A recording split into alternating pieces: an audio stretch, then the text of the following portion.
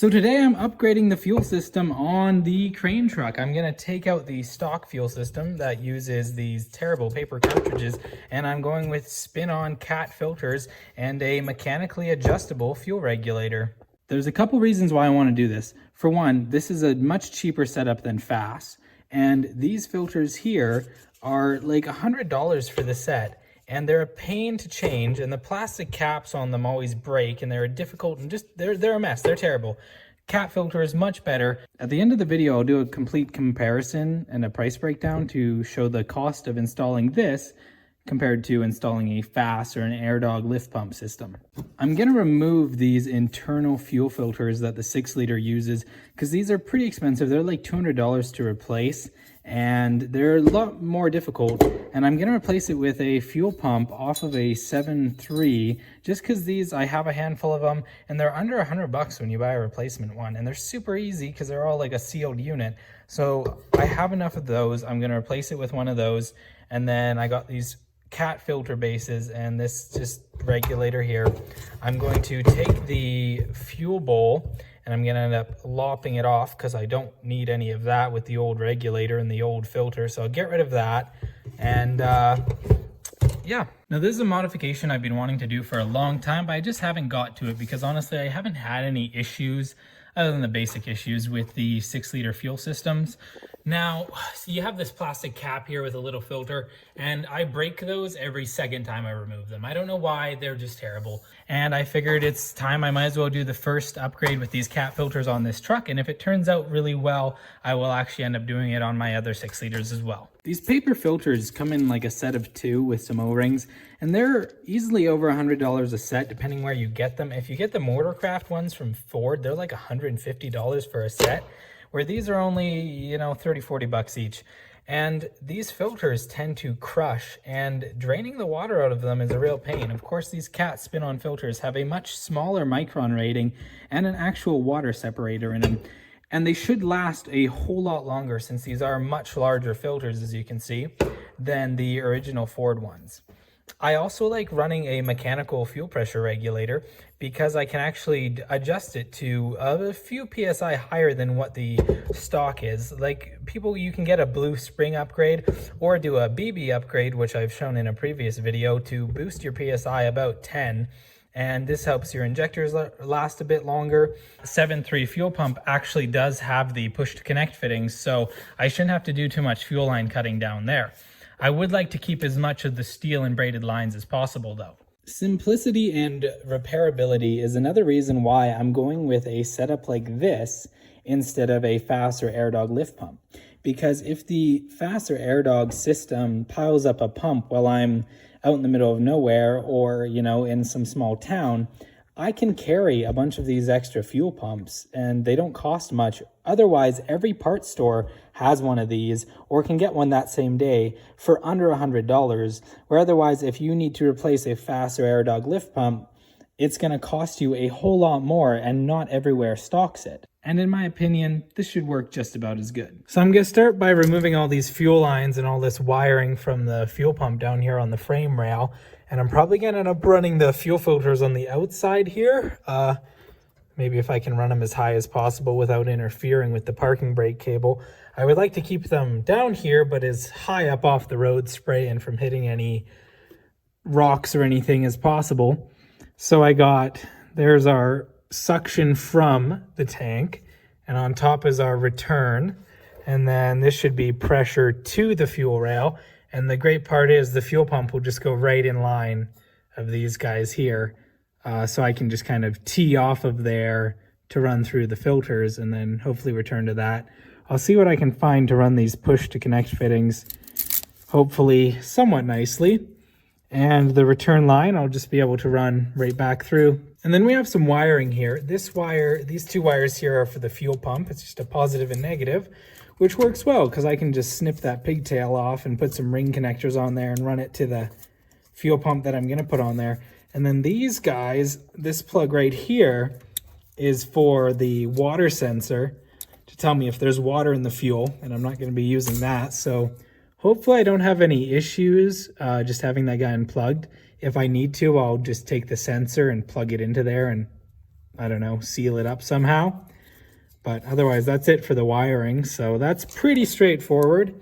Running these flex lines to, actually, I think I have enough fuel line. I could actually run some push to connect fittings in and then slide the hose and clamp it on over the steel. So that way I don't have to cut any of these flex hoses or change that too much. These fuel filter housings aren't too hard to replace. We just got 3 nuts there with the studs. We just remove those 3 and pull the housing off. Sometimes those snap off. I guess we'll see how easily they come up. If you want filters like this on your truck, you don't have to upgrade to a mechanically adjustable regulator, and you don't have to change your fuel pump to the 7.3 fuel pump like this. You can leave the fuel pump that's in there and just run the fuel lines through these filters, and you can keep the stock fuel pressure regulator if you want to. I really like how easy these are to disconnect, especially because they have these little rubber boots on them so the nuts aren't all covered in crud. But I'll mark this one because that's the positive stud, so I don't mix them up. Okay, so I turned the key on, I got my multimeter out. I just wanted to confirm that the red wire was positive and the black wire was negative before I hook it up to the fuel pump. You never know for sure, so it's always good to check. This is a dry test run of the fuel pump. Seems to be running good. I need these little push to connect tabs to run into those hoses and connect my hose onto. So I'm actually just gonna lop all of these off, so that way I can use them to adapt the hoses to just clamp on fuel line. And there we have our little connectors cut off. If you planned ahead better than I did, you can actually go ahead and buy the adapters that go from these push to connect fittings to a barbed fitting. But instead, I'm just gonna make this work. These ones up here are for the return line because it used to run through this housing, but otherwise it's just gonna be a return. So it's just gonna be a hose going to a hose. So I'll clean these up nicely. Nice thing about the return line is it doesn't really have to hold back pressure other than just the line restriction going back to the tank. So I'll clean those up. And then these will be the pressure lines. Now this one has a nice little, almost a barb there to keep the hose from slipping off. So that's nice. This one does not. I'm gonna clean up and I'm probably gonna put a flare on the end because a flare will keep the hose from wanting to slip off so easily. But I'm gonna start by cleaning these up on the bench grinder.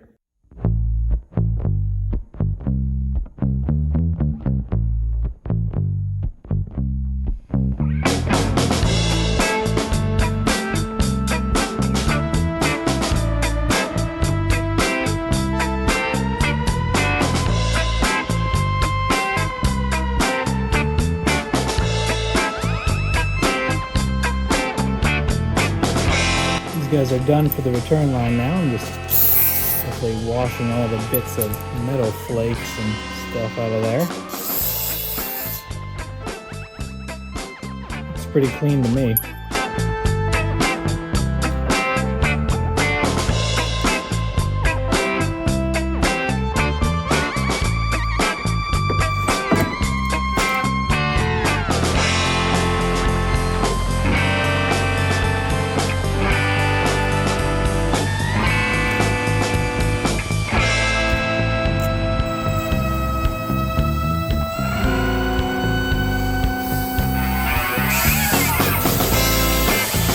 Now before I install these, I need to seal up all of these pipe threads with a little bit of fuel tape. This is different from regular Teflon tape. This stuff is a bit more solvent proof, where regular Teflon tape will just become slimy and fall apart when it's in contact with diesel.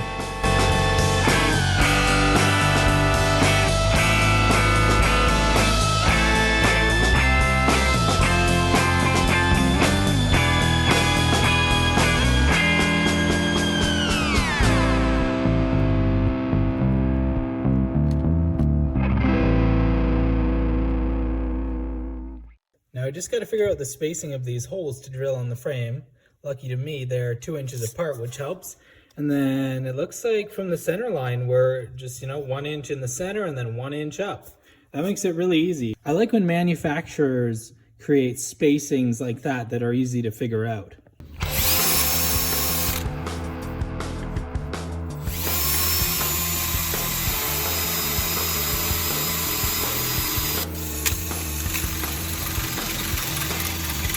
One of my least favorite things to do is drill holes in frame rails. I used to work for a company that mounted flat decks on trucks, and I basically just drilled holes in frames all day.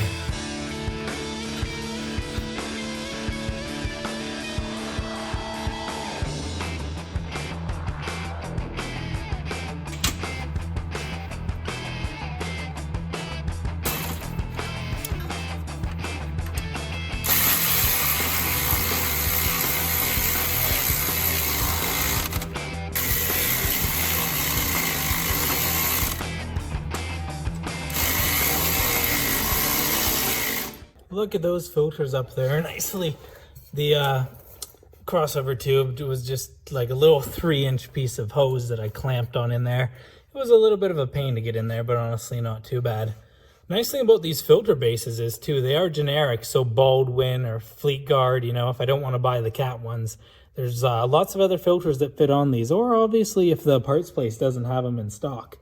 But these were really cheap directly from Finning, so I'll probably just always hang on to an extra set of Cat filters. I ended up having to relocate the fuel pump just a little bit farther back on the frame, so I just got a couple wires here and I'm going to extend this harness about 4 inches. Well, with the help of a couple zip ties, I got all the wiring and fuel lines tied it up. Now it's just time to bleed all the air out of the system. That's going to take quite a while. I open the water drain for the fuel filter, and I'm just going to keep cycling the key so we got fuel coming out of there, and then next I will end up cracking the fuel line under the hood. So hopefully this doesn't take too long. I sure like when a diesel has an electronic lift pump. It sucks when you have a mechanical lift pump and you have to keep priming forever. Electronic lift pumps make priming out the fuel system a whole lot easier. We got this thing running and it's making way more pressure than it was before. And I haven't even changed out the regulator yet. And of course, as normal, after doing any fuel work, we go ahead and keep cycling the key and checking around for fuel leaks, because they'll sneak up on you if you don't look for them. Now I realized that I actually need a few more adapters to connect these fuel lines up here on the pressure regulator. So I'm actually not going to install that adjustable pressure regulator at this point, because I don't even know where I'm going to get some of those little teeny adapters for the banjo fittings. And I don't just want to chop at that until I can actually do everything all at once. But it does seem like installing those filters in that pump did boost up the fuel pressure quite a bit. And just like that, my truck now identifies as a Cat. Now we're sitting at about 70 PSI. That's awesome. I do still plan to use this regulator. The only problem is these are to run like 5/16 fuel line, and I have a T right here which was gonna split off to each head, but the lines going to the head are super small, like 1/4 inch maybe. So I actually need to get one of these that goes down to a smaller line size and get some 1/4 inch fuel line, I guess. So here's the entire price breakdown for the Cat filter swap. So these filters come in at about $30 to $40 each, depending on where you get them. So let's just say $80 worth of filters here. These filter bases are $20 each, so that's $40. This 5/16 fuel hose, this is 10 foot of it right here. That was like 20 bucks. Fuel pressure regulator, this one, $50. And a fuel pump if you don't have any of these, which I have lots of extras, so I actually can keep a couple spares in the truck, which is nice. They're like 80 bucks, depending on where you get them from. And I'm gonna run fuel injection line clamps. These are like 20 cents-ish, maybe each. I got maybe $10 worth of these brass fittings for it. So altogether, this complete setup, if you had to buy all the parts and install it, is under $300 Canadian. That is about $210-ish US.